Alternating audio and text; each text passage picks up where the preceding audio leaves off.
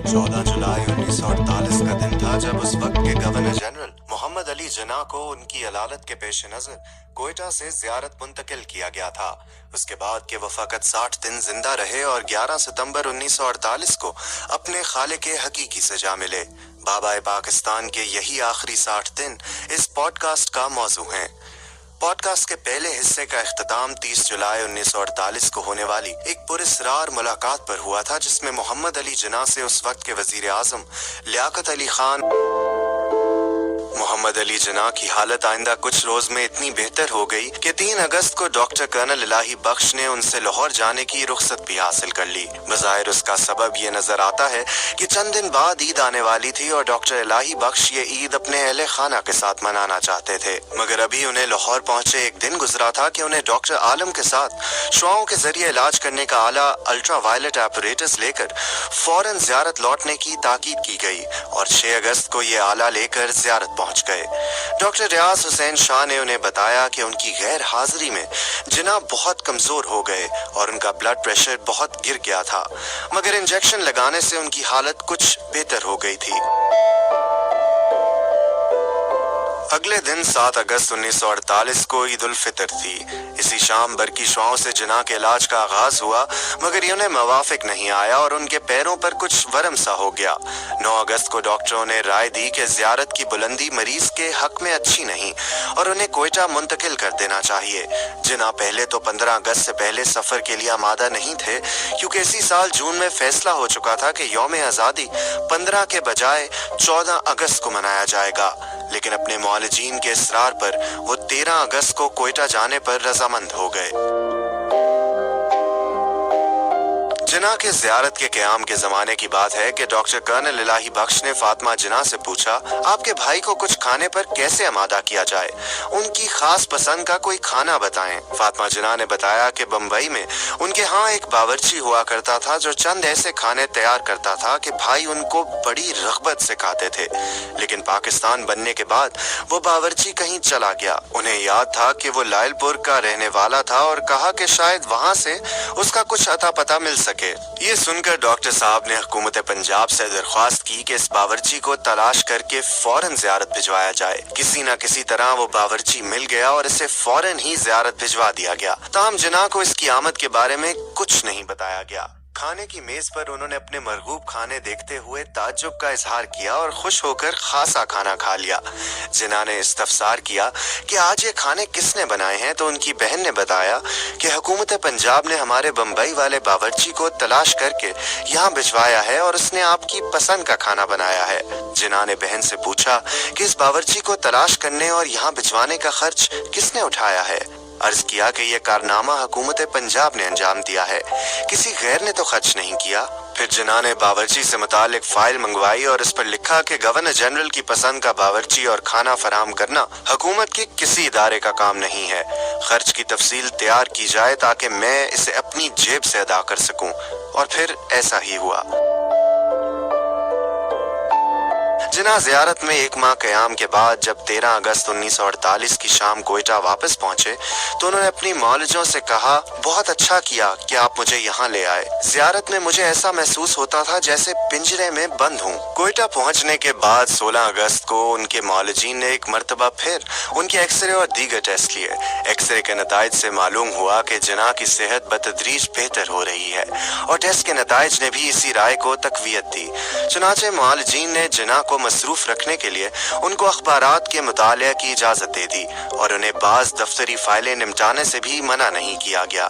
कोयटा पहुंचने के बाद जिन्ना की सेहत चंद रोज के लिए इस कदर संभल गई थी कि वो थकान महसूस किए बगैर रोजाना 1 घंटा काम करने लग गए थे।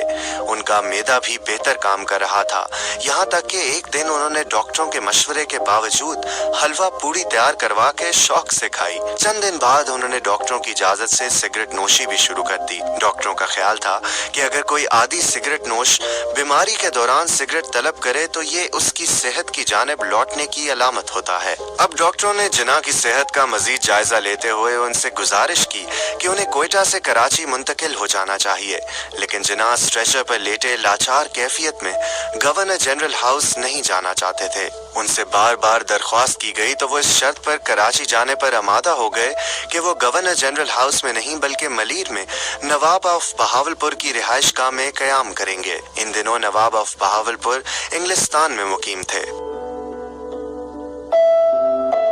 जिना से कहा गया कि उनकी क़यामगाह में रिहाइश के लिए उनको एक खत तहरीर करना पड़ेगा, तो उनकी असूल पसंदी ने उन्हें ये खत तहरीर करने की इजाजत नहीं दी। वो नहीं चाहते थे कि वो मुमलिकत के गवर्नर जनरल होते हुए अपनी मुमलिकत में शामिल एक रियासत के नवाब से किसी किस्म की सहूलत हासिल करने के लिए बाकायदा इजाजत तलब करें।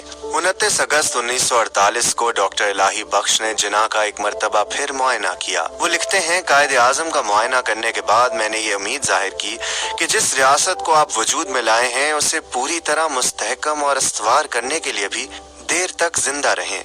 मेरे वहमो गुमान में भी ये न आया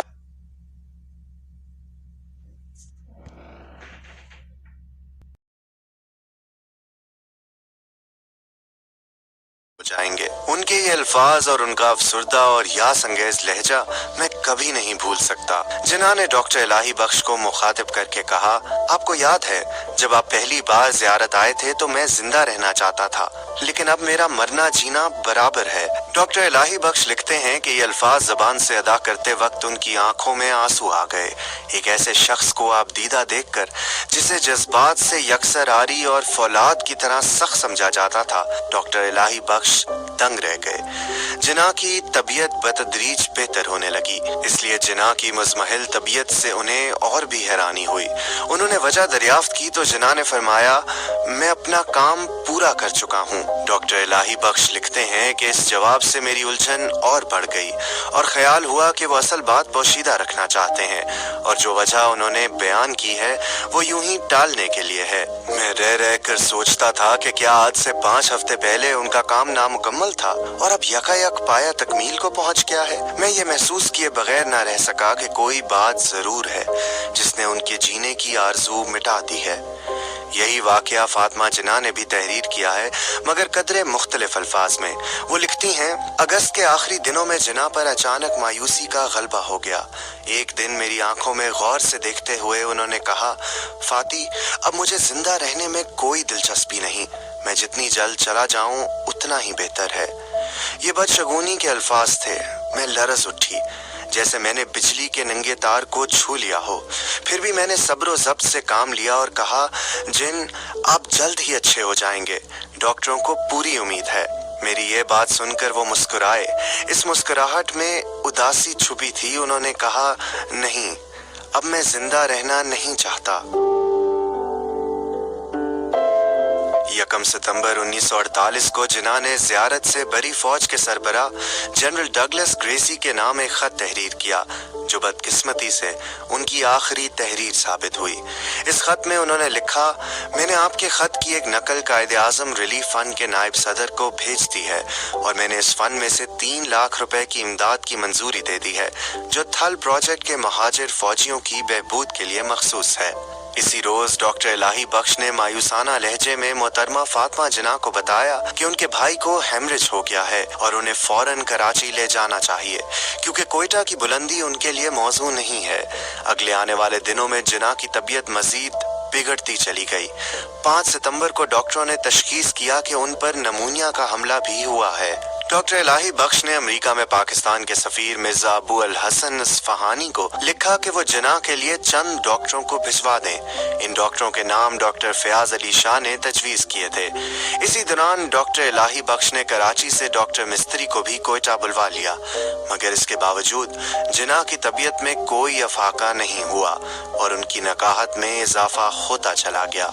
ये उन्हीं दिनों की बात है जब जिना के सेक्रेटरी फरूख अमीन ने जिना से किसी की मुलाकात करवाना चाहिए इलाही, तो डॉक्टर इलाही बख्श ने उनके कई बार इसरार करने पर भी ये इजाजत देने से इनकार कर दिया।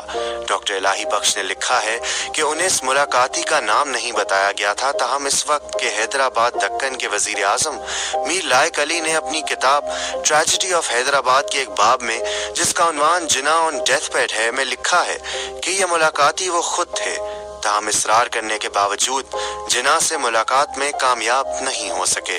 10 सितंबर 1948 को डॉक्टर इलाही बख्श ने फातिमा जिना को मुतला किया कि अब जिना के जिंदा बचने की कोई उम्मीद बाकी नहीं रही और ये कि अब वो फकत चंद दिनों के मेहमान हैं। गालिबन उसी दिन जिना पर बेहोशी का एक गलबा हुआ। उस बेहोशी के आलम में उनकी जबान से बेरब्त अल्फाज अदा हो रहे थे। वो बुड़बुड़ा रहे थे, कश्मीर, उन्हें फैसला करने का हक दो, आइन, मैं उसे मुकम्मल करूंगा बहुत जल्द, मुहाजिरीन, उन्हें हर मुमकिन मदद दो। 11 सितंबर 1948 को जिना को स्ट्रेचर पर डालकर उनके वाइकिंग तैयारे तक पहुंचा दिया गया। जब उन्हें तैयारे तक ले जाया जा रहा था तो अमले ने उन्हें सलामी दी और फिर सब ये देखकर हैरान रह गए कि जिना ने इंतहाई नकाहत के बावजूद फौरन ही उनका जवाब दिया। उनके हाथ की जुम्बिश से महसूस होता था कि उन्हें बिस्तरे मर्ग पर भी नज्म ज़ब्त के तकाज़ों का मुकम्मल एहसास था। कोयटा से कराची तक का सफर 2 घंटे में तय हुआ। इस दौरान जिना बड़े बेचैन रहे, उन्हें बार बार ऑक्सीजन दी जाती रही। ये फर्ज कभी फातिमा जिना और कभी डॉक्टर इलाही बख्श अदा करते रहे। डॉक्टर मिस्त्री, नर्स डनहम, नेवल एडीसी लेफ्टिनेंट मजहर अहमद और जिना के असिस्टेंट प्राइवेट सेक्रेटरी फरूख अमीन भी इसी तैयारे में सवार थे। तैयारा जिना को लेकर दोपहर 4:15 बजे मारीपुर के एयरपोर्ट पर उतरा। जिना की हिदायत पर उन्हें लेने के लिए आने वालों में ना हुकूमत का कोई अहम रुकन मौजूद था, ना ही जिलाई इंतजामिया उनकी आमद से बाखबर थी। एयरपोर्ट पर उनका खैर मकदम करने वालों में गवर्नर जनरल के military secretary lieutenant colonel Jeffrey Knowles के अलावा और कोई भी नहीं था। गवर्नर जनरल के स्टाफ ने उन्हें स्ट्रेचर पर डालकर फौजी एम्बुलेंस में मुंतकिल किया। फातिमा जिना और फिलिस डनहम उनके साथ बैठ गईं, जबकि डॉक्टर इलाही बख्श, डॉक्टर मिस्त्री और कर्नल जेफरी जिना की कैडिलैक कार में सवार हो गए।